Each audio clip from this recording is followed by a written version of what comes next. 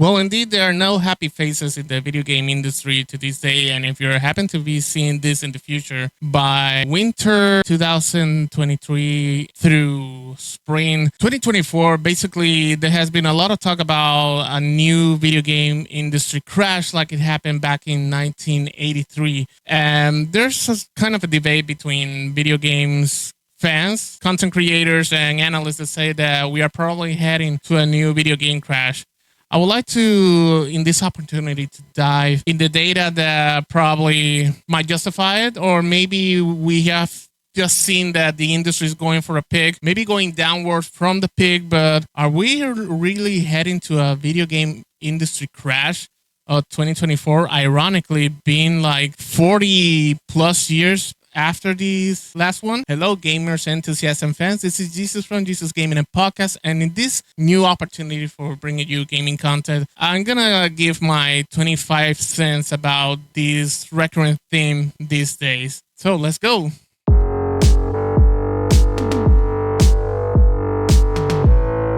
First, let's understand what a gaming industry crash means. The terms refer to a significant downturn or recession in the gaming industry. Obviously, the most famous and the only one that historically has ever happened and was the video game crash of 1983, which saw a massive drop in the video game sales. The video game crash of 1983 was a large-scale recession in the video game industry that occurs between 1983 to 1985, primarily in the United States. The crash was attributed to several factors, including market saturations in the number of video game consoles and available games, many of which were made out of poor quality, waning interest in console gaming in favor for personal computer, and also many bad ideas that particularly the Atari video game company took. Basically, it was with Atari the main issue of the game crash of 1983. The Atari video computer system, renamed the Atari 2600 in late 1982, and yours truly had the opportunity to have one functional when he was a kid, was not the first home console with swappable game cartridges. By 1980, it was the most popular second-generation console by a wide margin, and launched in 1977 at the collapse of the market for home phone consoles clones. The Atari VCS experienced modest sales in its first years. In 1980, Atari's licensed version of Space Invader from Taito became the console's killer application. Sales of the VCS quadrupled, and the game was the first title to sell more than 1 million copies. Spurred by the success of the Atari VCS, other consoles were introduced, both from Atari and other companies, like the Odyssey in television, ColecoVision, which many believe that the ColecoVision was more like a direct competitor of the Atari. Also, Atari launched the Atari 5200 and Vectrex. Returning to ColecoVision, Coleco sold an add-on allowing Atari VCS game to be played on its ColecoVision, as well as bundling the console with a licensed home version of Nintendo's arcade hit Donkey Kong. In 1982, the ColecoVision held roughly 70% of the hardware market compared to the Atari VCS 58% market share. This was the first real threat to Atari's dominance of the home console market.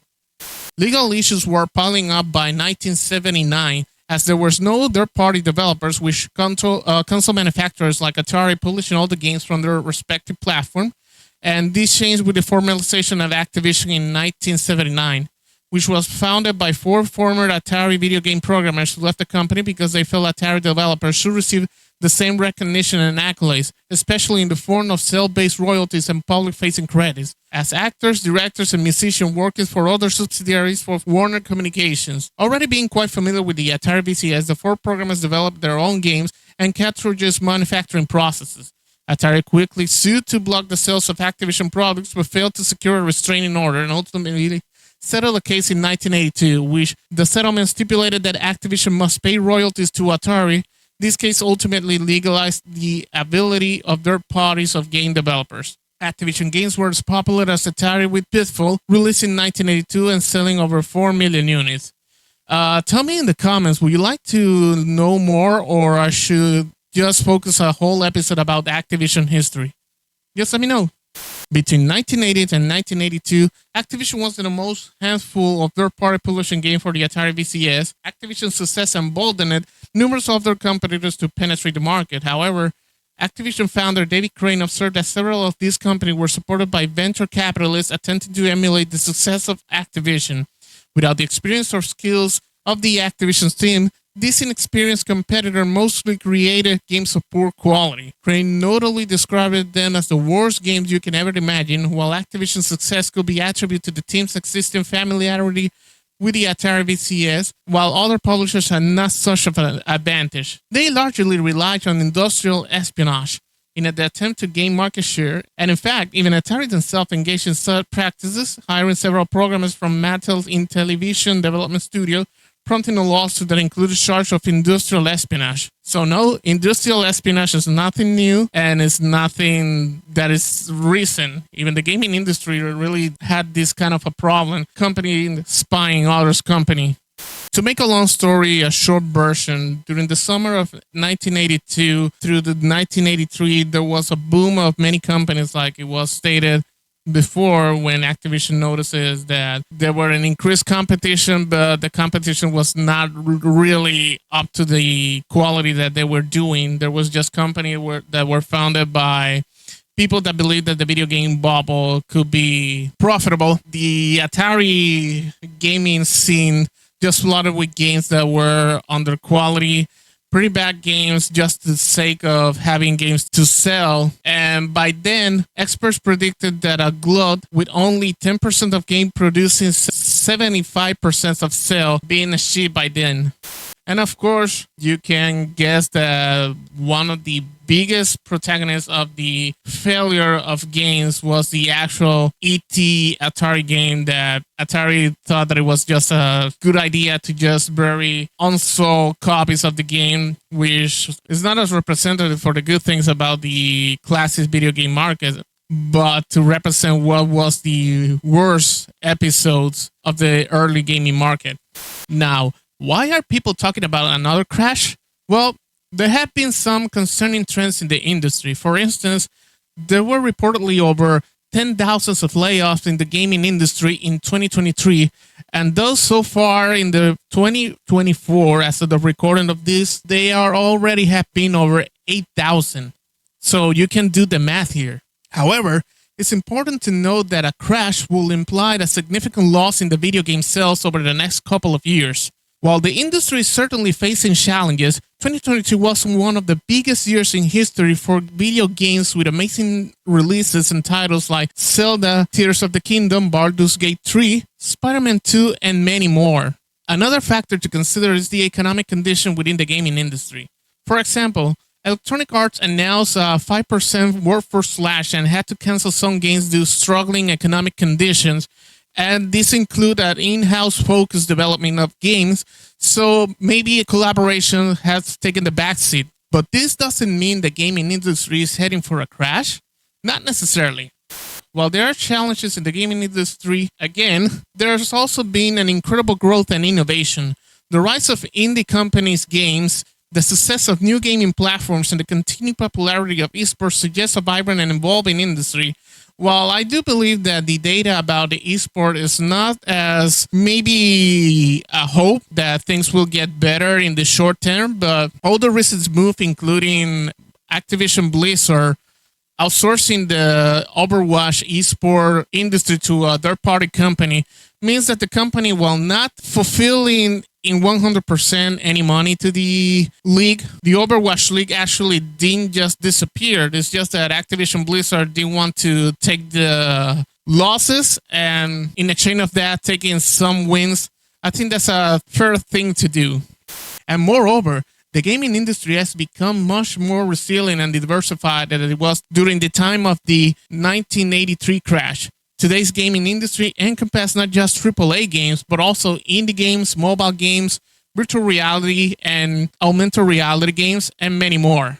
I know that some outlets and content creators and gaming content creators has raised this. So while the gaming industry is certainly facing challenges, it's also important to look at the bigger picture. The industry has faced its downturn before. It has always bounced back, often stronger than before. Yes, layoffs sounds horrible. People losing their jobs so out of control is horrible, but unfortunately, it is part of the economics that the gaming industry belongs to or is taking place to have some revenues.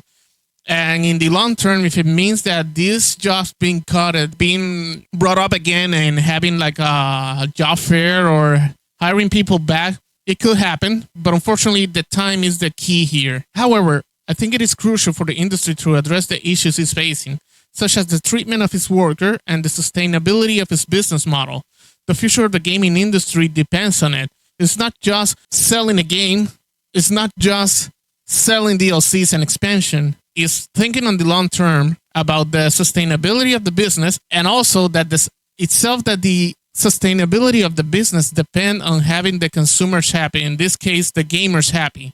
So with all this that I've been sharing today in this episode, I think that the gaming industry is still on time to get their crap together and less assumptions and more data driven thing, because I think that, in my opinion, not only the video game industry, I think that a lot of companies, a lot of markets, as I've been saying in my social media, is that they rely too much on expectations like the pandemic. Normally that takes some years, way faster than many predicted, which is supposed to be not to be a bad thing, but like the internet market and the internet world that we are today, I think that the digital consumption that 2020 and 2021, the world used, or pretty much make the confidence that maybe digitalizing more and many people just enjoying being at home more than the average was kind of a new opportunity, which I think that is the main thing here. The failures of company and